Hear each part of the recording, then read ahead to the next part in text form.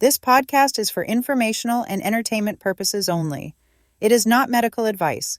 Please consult a qualified healthcare professional before making any health or lifestyle changes. Welcome to Conversations That Heal. If your doctor says you're fine, but your body says otherwise, for example, you're maybe gaining weight that doesn't make any sense, aches and pains that seem to be for no reason, maybe you're waking up at 2:30 a.m. and your brain just won't stop, or, you're struggling to push through those tasks that you used to handle without even thinking about it. Well, you are in the right place. I'm Tracy. I spent years as a personal trainer. I looked very fit and healthy on the outside, but on the inside, I suffered from weekly ocular migraines, fibromyalgia, hypothyroidism, Hashimoto's, and so much more. Every doctor told me I was in range, and so I had to become my own detective. And what I found changed my life.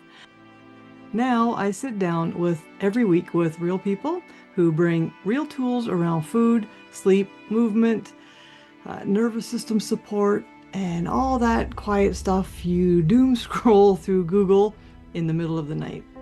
Okay, every episode we explore different perspectives or practices to help your body improve naturally. So take what works for you and leave what doesn't. Your body isn't failing you, it's trying to tell you something. So before we get into today's conversation, click the link in the description and download my free resource, 4 Steps to Finally Feel Like Yourself Again. All right, so let's get into it.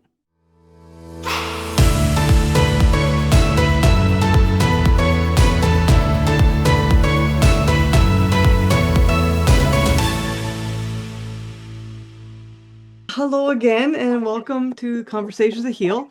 I'm Tracy Mail, a health empowerment coach, and I'm joined today by Colleen Stewart, who is the co-founder of Path to Peace Coaching. It's so great to meet you again, Colleen. Thanks for being here. Thank you. It's good to be here, actually. Good. All right, so Colleen helps people who have experienced trauma to gently uncover beliefs that may be holding them back, and then she guides them towards peace, clarity, and a fuller life using a deeply compassionate step-by-step approach. So, Colleen, I've shared a little bit about what you do, but I'd love for you to tell us in your own words who you are and what brought you to this work. I'm Colleen Stewart, and I am a veteran. Nice. Medically retired, unfortunately. Uh-huh. So I had this actually amazing career. I was doing really well. I got my first degree, got commissioned as an officer. I was on point, as they say. Nice. I was doing really well. And yeah, I came back after 9/11 from Turkey. I was stationed here in Middle Georgia, and I had the best jobs of my whole career. Oh, nice. But one day I went to work and I went to lunch, and I never did get back into the building because I had a flashback. I didn't even know what it was at the time. I never heard of trauma, none of that. I was just a high performing professional at that point. Right. Until until that day, actually. And yeah, I couldn't. It was very odd. It was just I don't know. I say a crazy experience, but I don't know how else to explain it. No. Like, I'm sitting in my car doing my usual avoidance thing, which I didn't know was avoiding. And because they call it like an avoidance disorder, right? That's really what it is. It's not as much of a, a disorder, mental health issue as it is you start avoiding things that aren't actually related to the trauma you experienced. So that aren't related. That are not related to the trauma you experienced. So you might not be able to walk into a Walmart and shop like a normal person. Um, that was one of my things, I guess. Uh, can't eat alone or can't eat inside a restaurant alone. And if you do, you're hypervigilant. So you sit way in the corner so you can Right. see everybody and all the threats coming at you. And that's not good.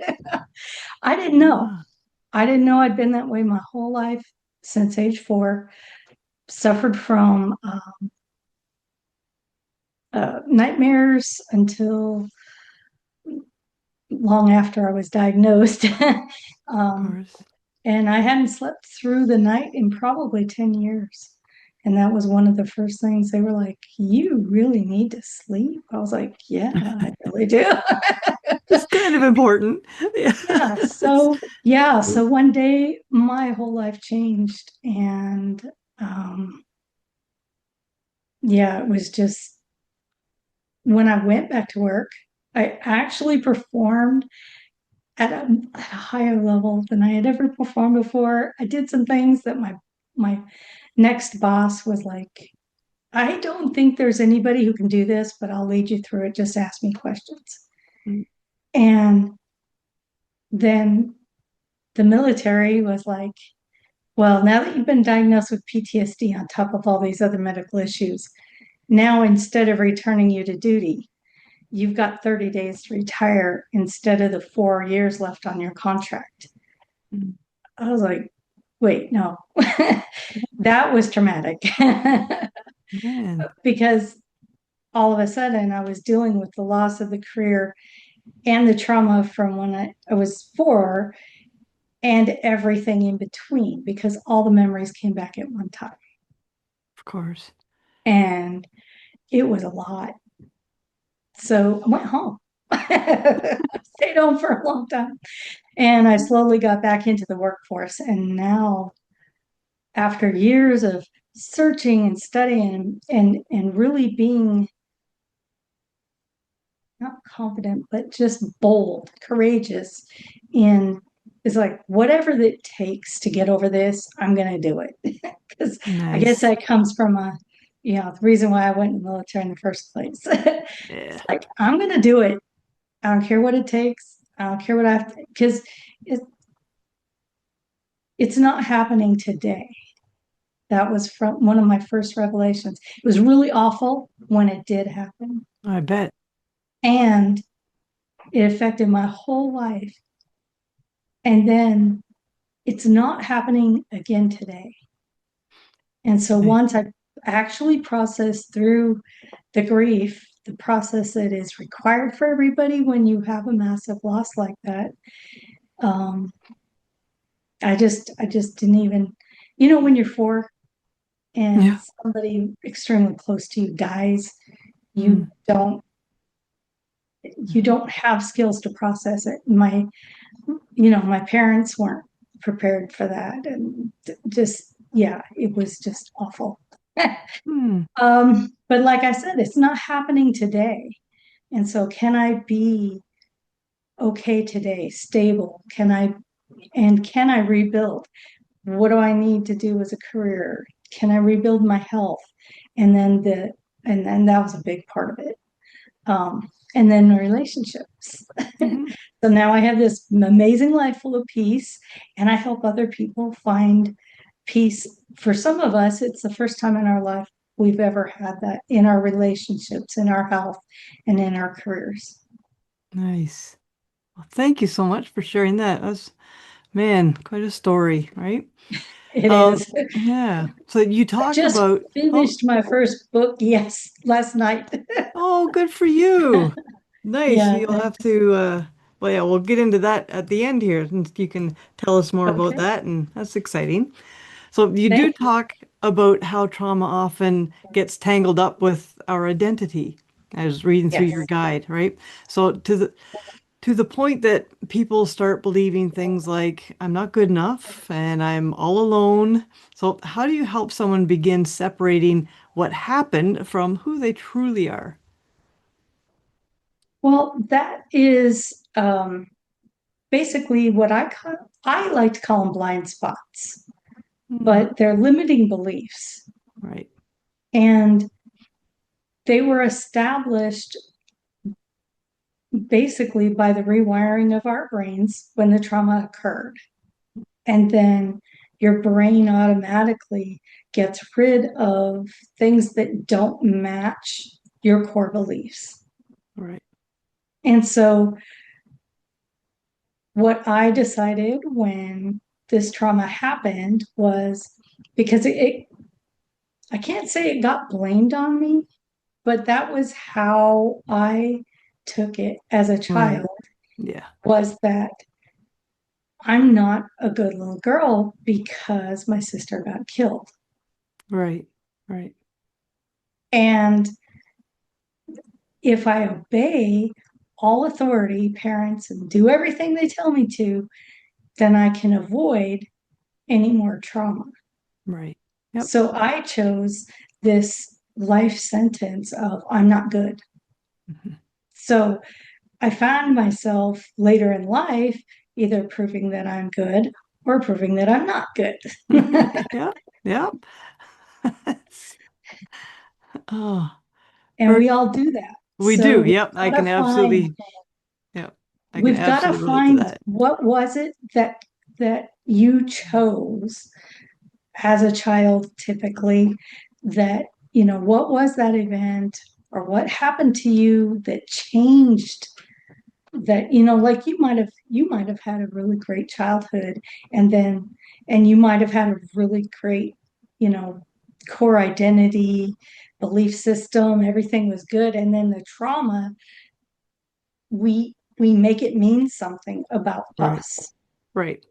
like there's something wrong with us. Exactly. We take it personally, right? Instead Mhm. of Oh yeah. seeing what was going on with the person at the time, or, when you're an adult and you look at it through different eyes, it's like, okay, that wasn't about me and that wasn't my fault. And yeah, but it's still, Right. it sits with you, right? All your life is too bad. But it's good that we have people like you that help, right? So Thank you. that is so I'm good. glad to be here.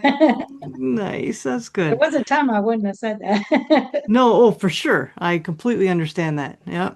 So a lot of people try to fix their lives by taking more action, but you emphasize listening to words and thoughts first. So what are some subtle signs people might notice that shows trauma is still running the show in their daily life?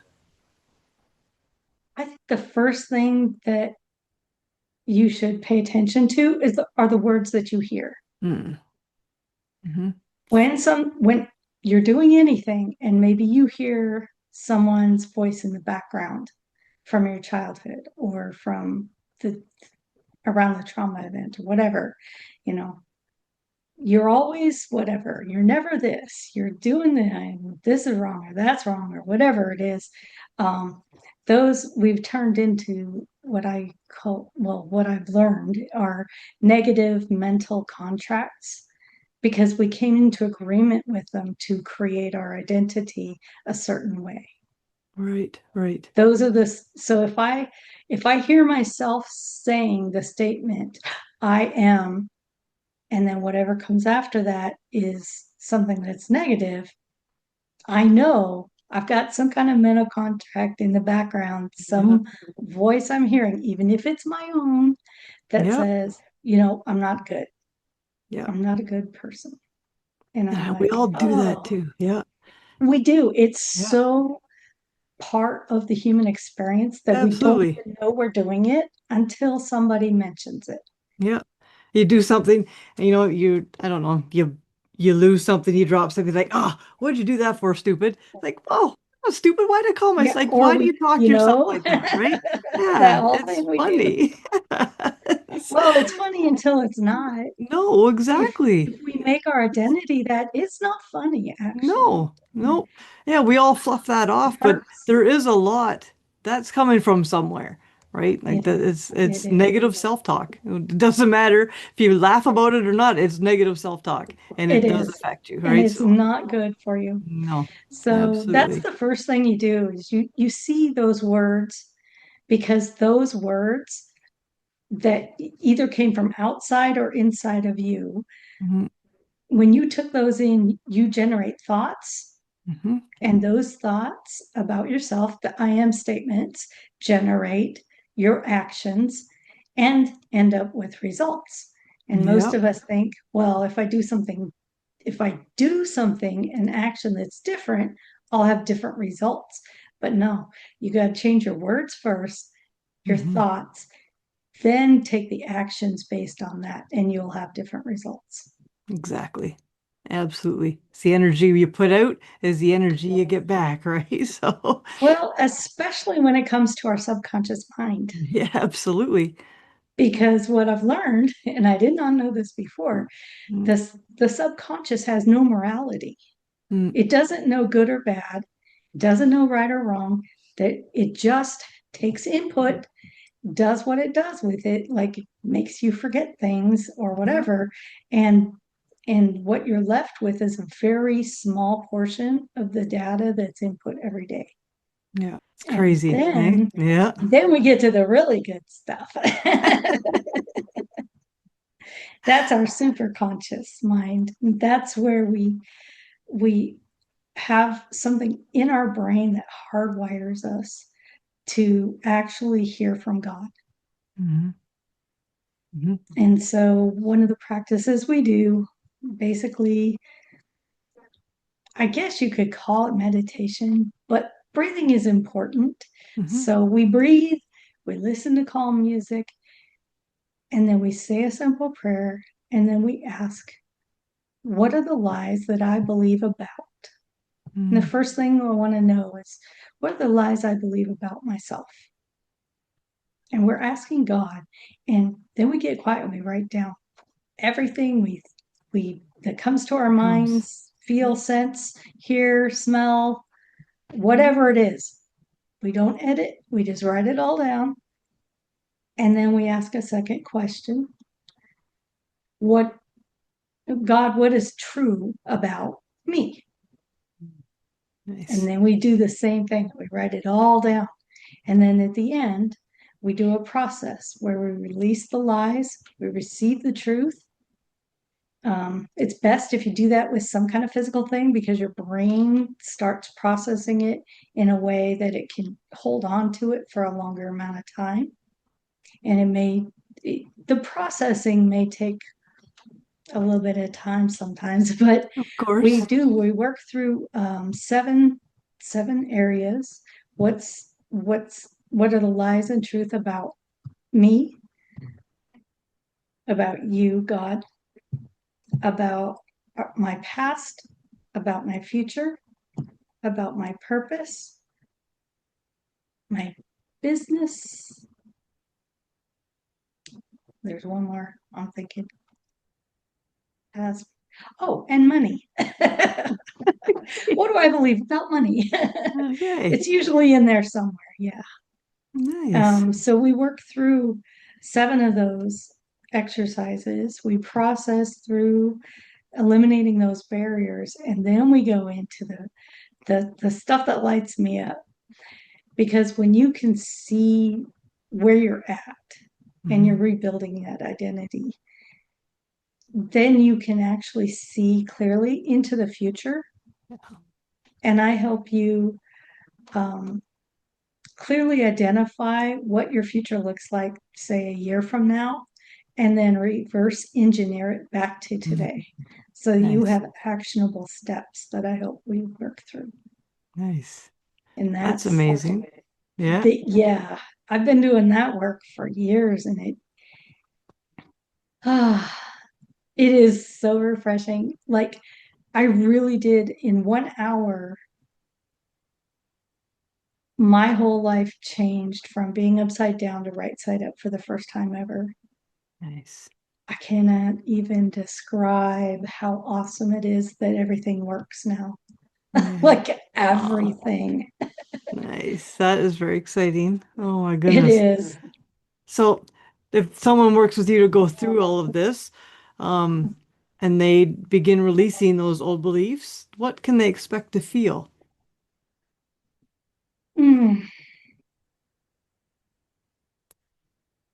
Some sometimes it is, there is a sense of loss Mm-hmm. because you've held fast to those beliefs a long time. There's like a grieving process sometimes that you go Yeah, through, which is I can see okay. that. Yeah. It's Yeah. normal. Mhm. It's like, oh, I'm not who I thought I was. Yeah. But when you release it, there is um, there is this creative space that opens up. Yeah. Basically, you get down to nothing where you're just like, okay, if this is truth about who I am and who you created me to be, I can literally create anything from this point forward. Yeah. And that's what I call peace. Oh, without a doubt, right? That is Yeah, absolutely. Love that. Okay, well, thank you very much. you're welcome. Is there anything else that you would like to share about what you do at this point? No?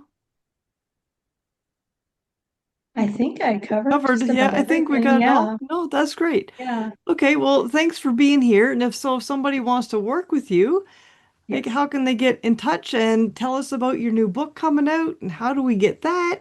All that good stuff. Okay, that's great. Thanks. Okay. So, reaching me and getting hold of that three-step guide is really a good starting point. Okay. Um, it's called path2peacecoaching.com. So Okay. it's path, P-A-T-H, the number two, peace, P-E-A-C-E, coaching.com. Okay. Perfect.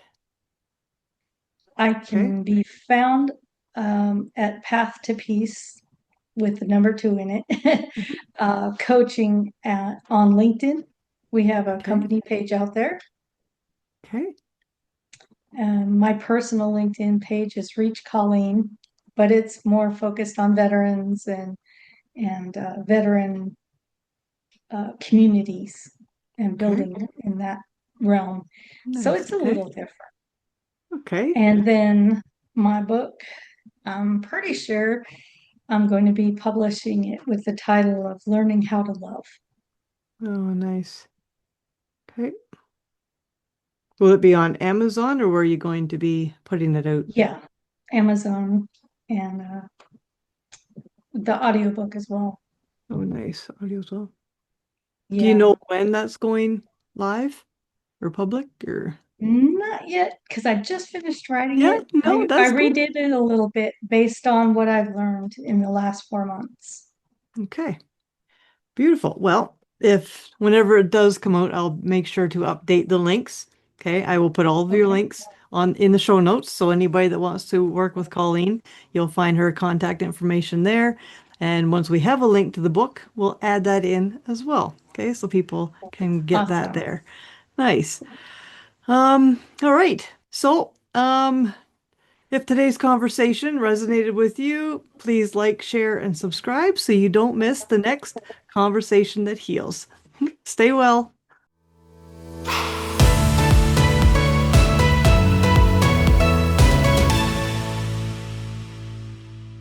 Thank you for listening to the Conversations That Heal. If something in this episode helped you feel seen or gave you one small thing to try, that's your next step. Start there. Gentle, sustainable, and at your body's pace. If you want more, check out this video next. Remember, your body isn't the problem, it's doing exactly what it's supposed to do. We're just learning to start listening to it again. So stay well, and we'll see you in the next conversation that heals.